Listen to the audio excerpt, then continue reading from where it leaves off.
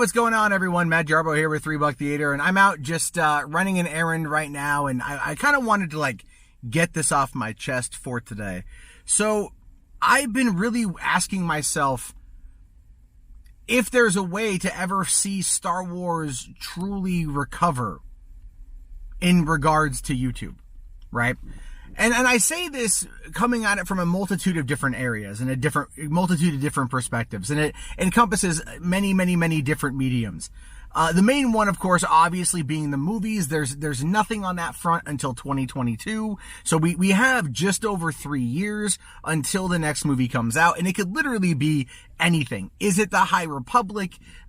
Is it going to be a sequel to Rogue One? I've actually, honest to God, heard those rumors a long time ago. I mean, is it going to be, Rey? Is it going to be Poe? Is it going to be whatever? We literally have no idea what this next movie is going to be. And that's not only fun, right? But it's also super exciting and nerve-wracking at the same time.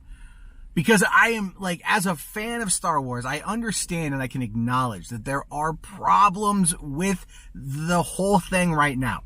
All right. I don't want you guys to think that I'm just a 100% Disney Star Wars shill. I get called that no matter what anyway, right? I get called that regardless. But I'm not. I can acknowledge that there's problems. But the way that I tend to view things, more often than not, are in the positive. And I look for the positive, and I look to see what things are happening and what's maybe going to be reforming and reshaping and what's going to be more interesting in the long term. And I think that's how we have to view Star Wars right now, is in the long term. And I'll give you guys a great example of this.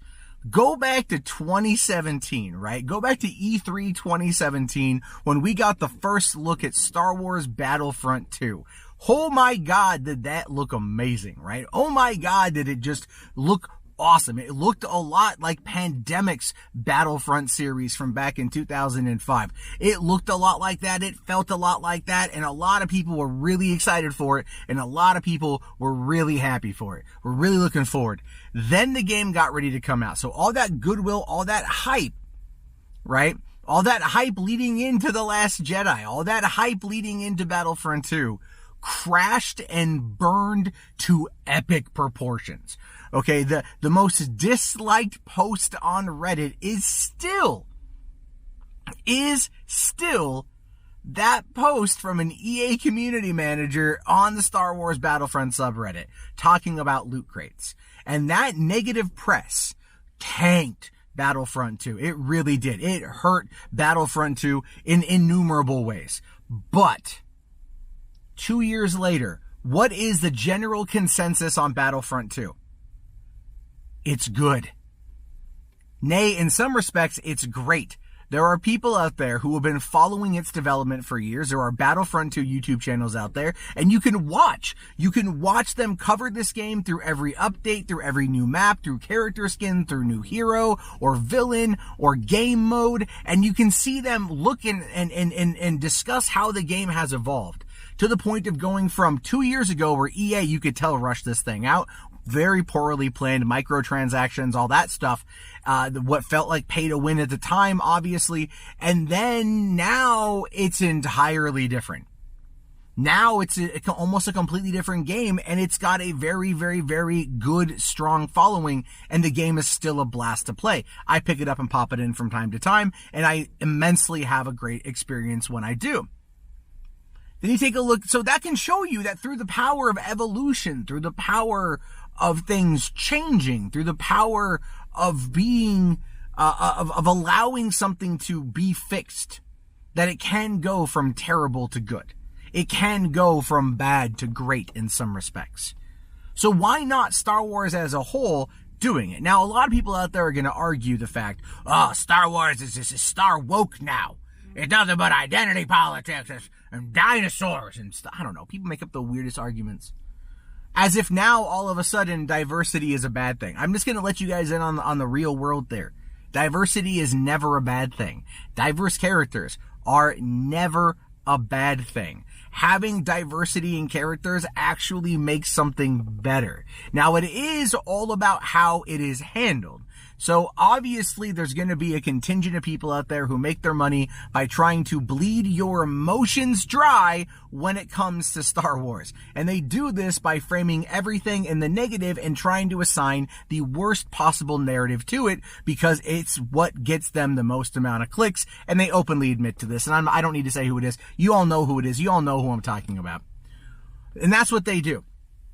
But the general Star Wars fan base, the normie casual fan base, are going to be really what pushes us forward into the next evolutionary phase of Star Wars. Because here's the thing, Lucas is not buying it back. Lucas is not coming back. He is done.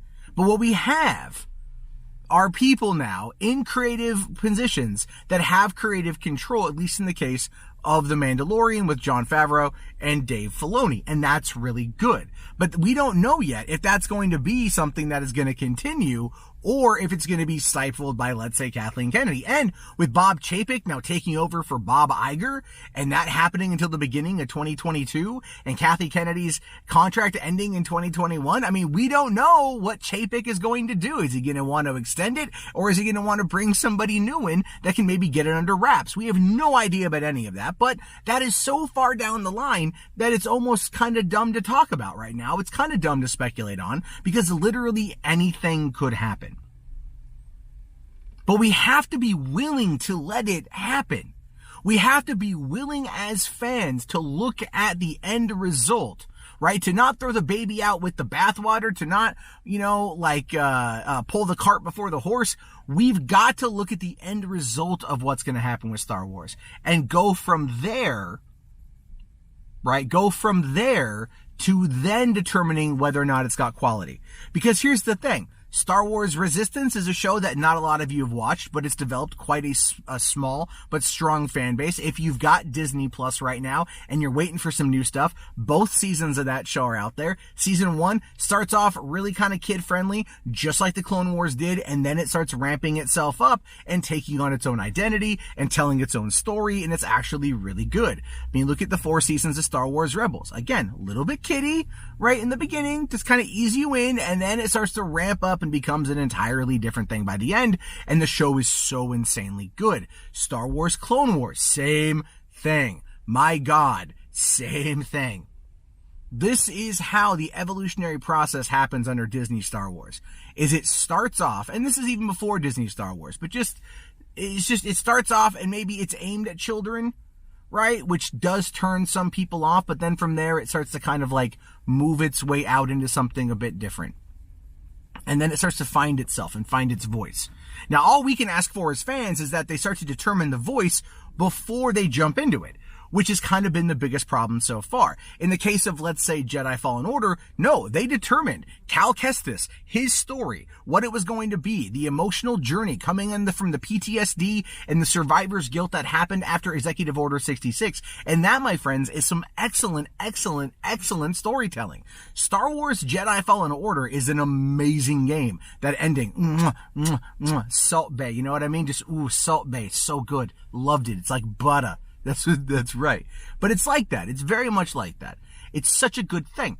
And then from there, right, they're working on potentially a Star Wars Jedi Fallen Order Part 2, which hopefully is going to be building off of that core storyline. But when I talk about the High Republic, and when I say could it revolutionize the movies, which is a video I put out yesterday, I look at it more from the perspective of being this situation where they are establishing their voice right now. They're building up their voice right now. And from there, what we're going to see is that evolutionary process. Remember, the High Republic, this whole first storyline, whatever they're going to call it, is just phase 1, meaning that they're already planning to put in more things for phase 2, phase 3, phase 4, and beyond. Because they are going to approach this now from more of an MCU style approach. And you guys might like that or might not like that. Personally, I love that. And let me tell you really quickly why. Because what it does is it allows us who are fans to get the meat of the story through the primary storyline and then all the ancillary stuff. And it's kind of like the Easter eggs in the Marvel Cinematic Universe, right? Those little side mentions when everyone's like, oh, we should, like, even look at the Mandalorian, for example, right? Episode 4, Mando and Baby Yoda go to that bar, right, where they meet Cara Dune. And when they're walking in there, what do they see? Oh, it's a Lothcat.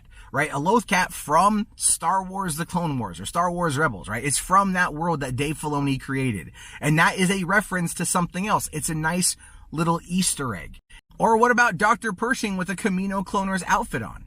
Right? It's those little things that make it this different thing overall. And to me, I'm excited to see what happens next. I'm really excited to see what happens next because I think what they're going to build off of are really interesting storylines and hopefully give us some really cool characters and things to dive into. And from there, we can geek out together and talk about this stuff together and then get back into it, right? People out there are saying, oh, the High Republic's going to be lame, it'll be terrible.